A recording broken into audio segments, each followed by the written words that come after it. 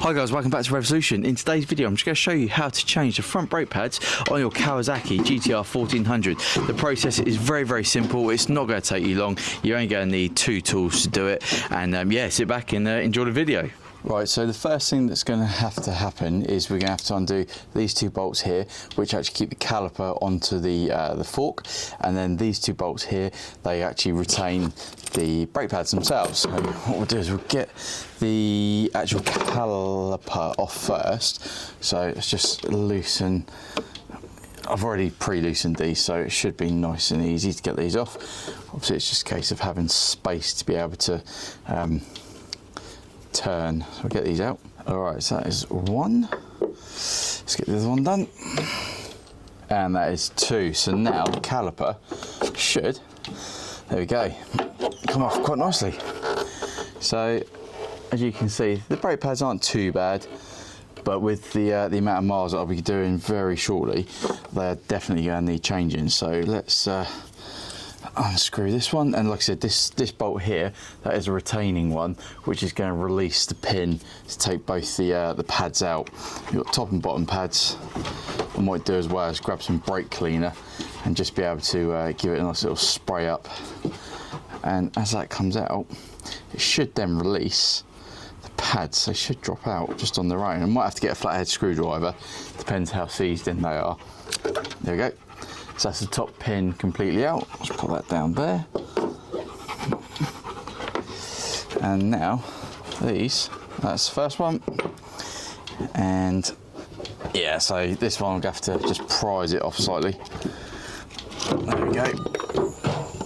Oh, and the back retaining pin, sorry, that's just popped out. So again, just make sure you keep that somewhere safe.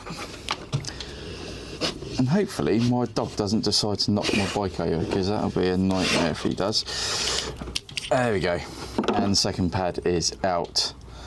So yeah, there's not much brake pad left in that, but there's enough that it's not going to cause me any issues just yet. But over the next couple of weeks, 5,000 odd miles is going to take its toll on them. So obviously I'll need to make sure that they get changed now. So we'll just look at this. This obviously goes in one way, and it goes straight into there. The pad goes through, and then the pin goes into them. So I'll do one set. Actually, I'll release both pads at the same time. So this is for the top one, and we'll get unscrewing for the bottom one. All right, so that's the bottom one. Take the retaining clip out.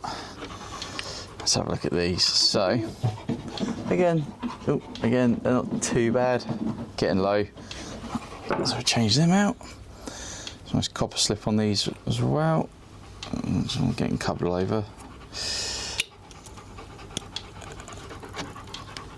And that is that one done. So there we go. Again,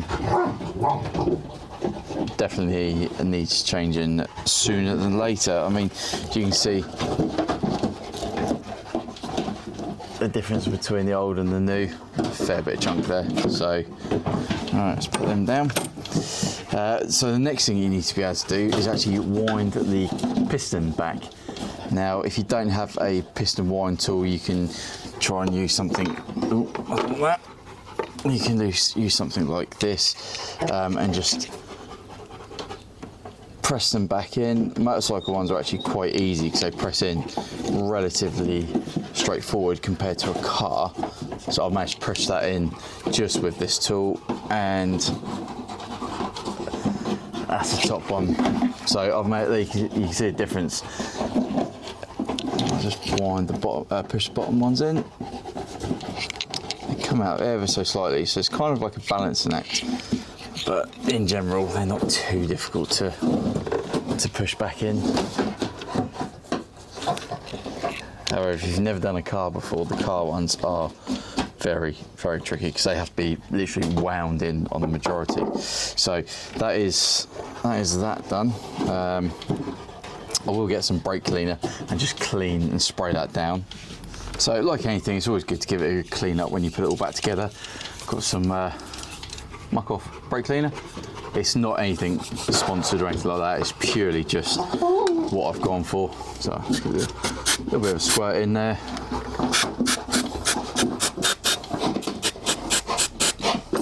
Give it a bit of a wipe down.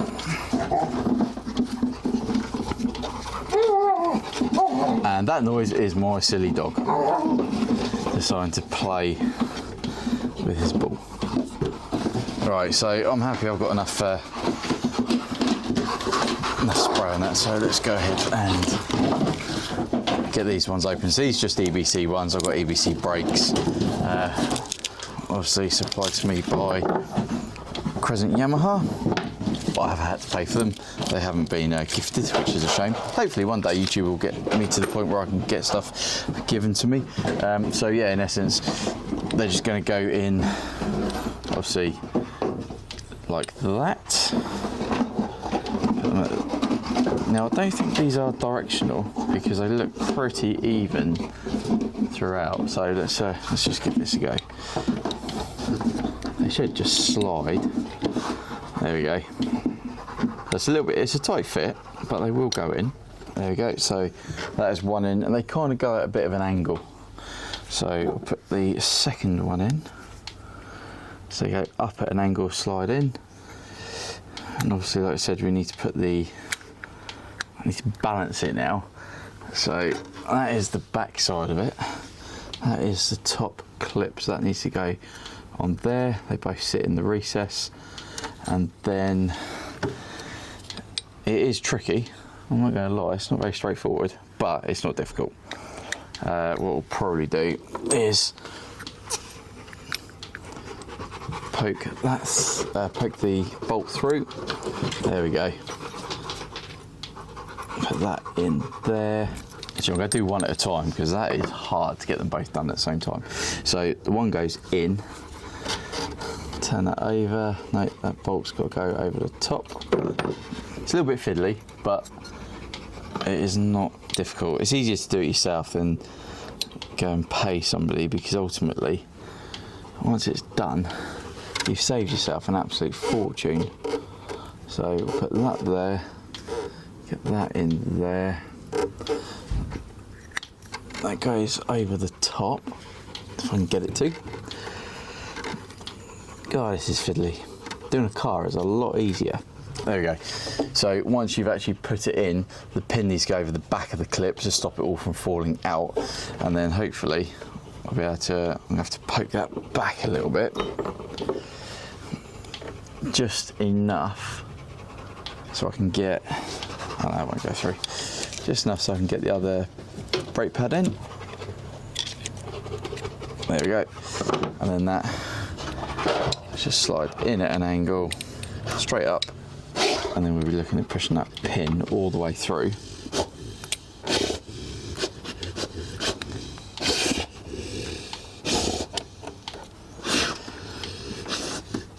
Like that. And then wind it back up. It should start biting, hold it all in place quite comfortably. So that's going through, and that's pushing it in. Pads are nice and even, and hopefully, yep, it's coming through the other side, so we'll just clean a little bit of that muck off. Pins in,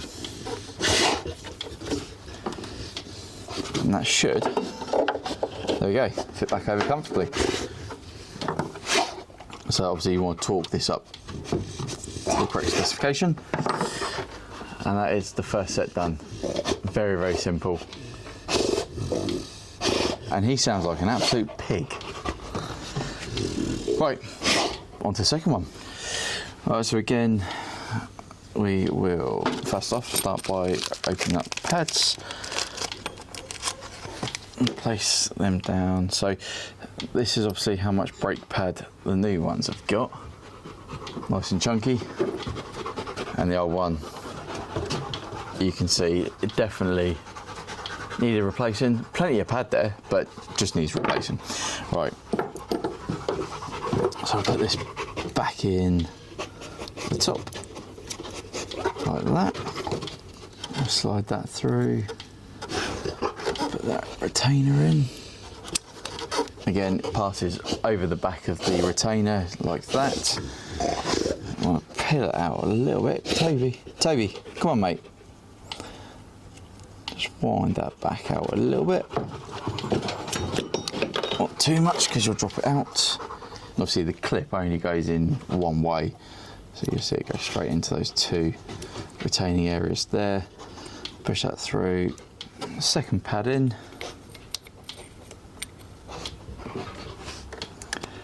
Wiggle it through, and eventually that will line up with the hole. Give it a little wind through, and we have that all done. So there we go, nice set of pads. That should just slide in. You might have to hold one of the pads back ever so slightly, and then put your caliper bolts back on. I prefer winding these in hand tight to start with, otherwise if you do it, I found if you do it with any tool, you can potentially end up cross threading, which I've done a few times, and that's just going to cause you a world of difficulty. So I like doing it hand tight, just making sure it all goes in perfect, and then once it's through, you can nip it up and torque it up, get into your right specification. Now what I'm not going to do to start with, like this, it's just got a little bit tight there, so if you're doing it hand tight, you're not going to over tighten it on the cross thread. But what I like to do is make sure that I've changed both calipers first. I don't then go through and tighten them. I'll obviously pump the handbrake a few times just to make sure they're working. Get that in, tighten them up too, and we'll get them torqued up very shortly. So that in essence is how you change the front brake pads on a Kawasaki GTR 1400. I'll go ahead and do an exit now. I'm not going to show you that, but it's exactly the same.